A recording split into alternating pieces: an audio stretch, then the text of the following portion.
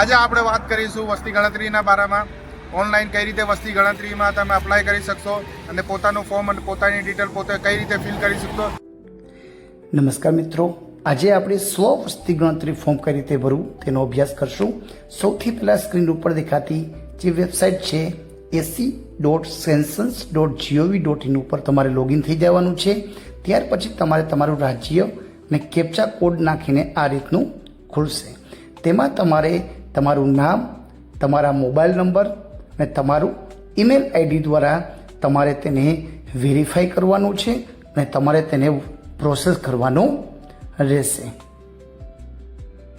અહીં મિત્રો ખાસ કરીને ધ્યાન રાખજો, જે તમે અહીં મોબાઈલ નંબર નાખશો તેની ઉપર એક ઓટીપી આવશે અને છેલ્લે જે આઈડી ક્રિએટ થશે તે આઈડી પણ તે જ નંબર તમને મેસેજ મળશે, જેથી કરીને તમારી સાથે ચાલતો હોય તેવો નંબર તમારે તેમાં નાખવાનો રહેશે.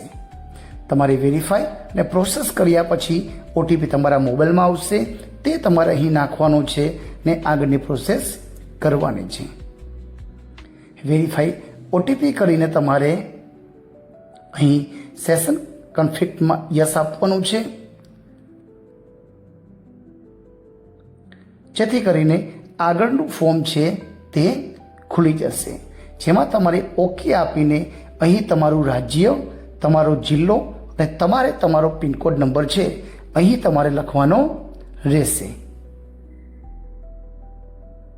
પિનકોડ લખ્યા બાદ નીચે તમારું ગામનું પૂરું નામ અથવા કોઈ શહેરનું પૂરું સરનામું હોય તે તમારે લખવાનું રહેશે, જેથી કરીને નીચેનો જે મેપ આવે છે તેમાં તમને એ લોકેશન બતાવી શકે.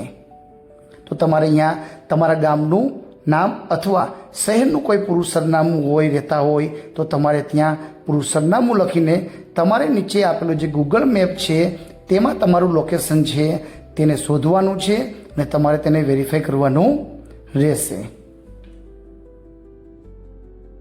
અહીં મેં મારું સરનામું લખી નાખ્યું છે, જે નીચેના મેપમાં સ્થળ છે એ તમને બતાવશે કે જે લાલ રંગના સિમ્બોલ ઉપર લોકેશન બતાવે છે એ ઓકે છે, તો એ આપણે વેરીફાઈ કરવાની અને અહીંયા શોધીને આપણે વેરીફાઈ કરવાનું રહેશે. અહીં સ્થળ છે એની આપણે પુષ્ટિ કરવાની છે અને આપણે એ લોકેશન છે એ આપણે જમણી બાજુ નીચે આપેલું સેવ કરો અને આગળ વધો ઉપર ક્લિક કરીને આપણે આગળની પ્રોસેસ કરવાની રહેશે. હા ઉપર ક્લિક કરીને આપણે સ્થળની પુષ્ટિ કરશું. ત્યારબાદ આપણે ઘરની બેઝિક પ્રશ્નો ઘણા બધા અહીંયા આપેલા છે, તેના યોગ્ય જવાબ છે. આપણે કે ઘરના ભોય તળિયામાં વપરાયેલ મુખ્ય સામગ્રી કઈ છે એમાંથી આપણે ટીક કરવાની રહેશે. અહીં આપણે દિવાલ છે એ શેની બનેલી છે એ આપણે ટીક કરવાનું રહેશે. અહીં છતમાં વપરાયેલ મુખ્ય સામગ્રી છે તો અહીં કોન્ક્રીટની બનેલી છત પાકી હોય તો એ રીતે સિલેક્ટ કરશું. આ ઘરની સ્થિતિ કેવી છે તો આપણે સારી છે, તો એ કરીને આપણે અહીંયા સેવ કરીને આગળ વધશું. આગળ છે કુટુંબમાં સામાન્ય રીતે કુલ કેટલા વ્યક્તિ, તો અહીંયા વ્યક્તિની સંખ્યા લખવાની છે. નીચે આપણે કુટુંબના મુખ્ય માણસનું જે નામ સૌથી પહેલાં લખેલું છે એ જ અહીંયા આપણે નોંધવાનું છે.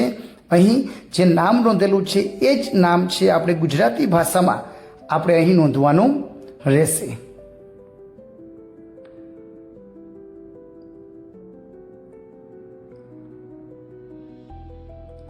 ગુજરાતીમાં નામ લખ્યા બાદ કુટુંબના મુખ્ય માણસની જાતિ છે એ શું છે, પુરુષ, સ્ત્રી કે ટ્રાન્સજેન્ડર છે, તો એ સિલેક્ટ કરીને આપણી જે જાતિ છે એ અહીંયા આપણે સિલેક્ટ કરવાની રહેશે. જે આ ઘરની માલિકીનો દરજ્જો છે, માલિકીનું છે કે ભાડુઆત છે કે કઈ રીતનું છે એ માહિતી આપણે સબમિટ કરીને અહીં ઓરડાની સંખ્યા અને ઘરમાં રહેતા દંપતીઓની કુલ કેટલી સંખ્યા છે એ કરીને આપણે સેવ કરીને આગળ વધવાનું છે. અહીં આપણે હા કરીને આગળ વધશું તો પીવાના પાણીનો મુખ્ય સ્ત્રોત શેના દ્વારા આપણને મળે છે એ અહીં આપણે વિગતમાંથી એ ટીક કરવાનું રહેશે. આગળ પીવાના પાણીના સ્ત્રોતની ઉપલબ્ધતાનું અંતર કઈ રીતનું છે તો આપણને પરિસરમાં જ મળી રહે છે, પ્રકાશનો મુખ્ય સ્ત્રોત વીજળી દ્વારા આપણે શૌચાલયનો ઉપયોગ કઈ રીતે કરીએ છીએ, તો હા કરીને એમાં જે છે એનો કઈ રીતે અને શૌચાલયનો પ્રકાર કેવો છે એ આપણે ઉપરના જે વિકલ્પો આપેલી છે એનો અભ્યાસ કરીને આપણે જરૂરી જે વિગત લાગુ પડતી હોય એ આપણે ક્લિક કરવાની છે. કોઈ પણ એક વિકલ્પ ક્લિક કરીને આગળની પ્રક્રિયામાં કે ગંદા પાણીના નિકાલનું જોડાણ આપણે શેના દ્વારા કરીએ છીએ, તો એ બંધ ગટર દ્વારા આપણને સુવિધાઓ હોય છે, તો એ ત્યાં આપણે લખશું.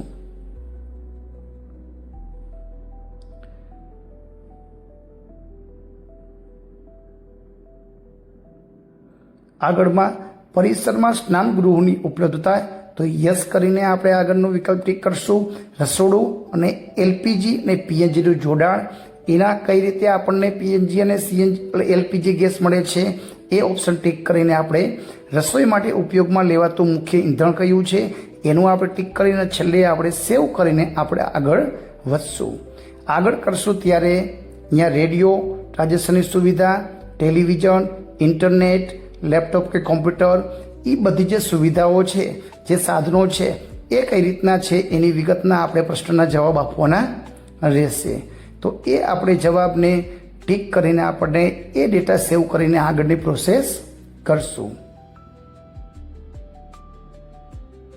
લેપટોપ હા કે ના, ટેલિવિઝન અને મોબાઈલ ફોન સ્માર્ટ પોર્ટ હા કે ના, ફક્ત લેન્ડલાઇન છે, સ્માર્ટફોન છે કે અન્ય કોઈ છે, સાયકલ અને વાહનમાં કઈ રીતે આપણી પાસે શું સુવિધા છે એના વિશેનું લખવાનું જવાબ આપવાનો છે, કાર, જીપ કે વાહન છે હા કે નામાં જવાબ આપવાનો છે, કુટુંબ દ્વારા ઉપયોગમાં લેવાતું અનાજ વધારે કયું અનાજ વાપરીએ છીએ ટીક કરીને સેવ કરીને આગળ વધવાનું છે. હા કરશું તો તમામ માહિતી આપણે જે પૂરેલી છે બધી જ માહિતી આપણને અહીં જોવા મળશે. છેલ્લે આપણે અંતિમ સબમિટ કરવાનું છે. અંતિમ સબમિટ કર્યા પછી આપણને અંતિમ સબમિશન માટે આપણે જ્યારે હા આપશું ત્યારે સફળતાપૂર્વક તમારું સબમિશન કરવામાં આવ્યું છે એવો એક આપણને મેસેજ આવશે અને અહીં તમારો સ્વગણતરી આઈડી છે એ ક્રિએટ થયેલું છે જે ગણતરીદારને આપવાનું. વિડીયો સારો લાગ્યો હોય તો લાઈક કરો, શેર કરો, કમેન્ટ કરો અને સબસ્ક્રાઈબ કરો.